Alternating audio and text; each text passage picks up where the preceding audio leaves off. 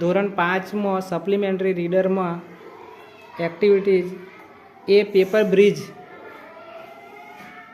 જોઈશું. સૌપ્રથમ આપણે પહેલાં 2 ઈંટ લીધી છે અને એ ઈંટની ઉપર એક કોરો કાગળ મૂક્યો છે. હવે રીટાબેન તમે લઈ લો, રેતી લઈ લો. ગ્લાસમાં શું છે? રેતી છે.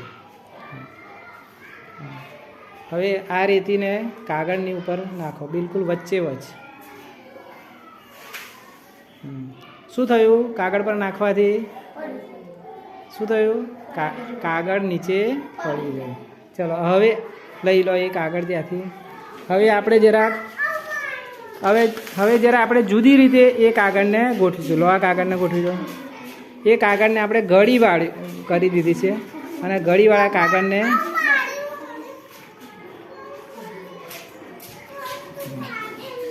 હા નાખી દો. રીટાબેન હવે રેતી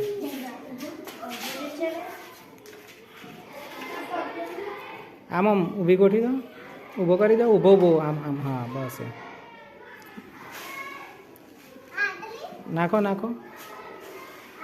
બસ બસ થઈ ગયું. જો આ ઘડીવાળો કાગળ મૂકવાથી પડ્યો. બરાબર, ઓકે, સરસ. તાળી પાડો.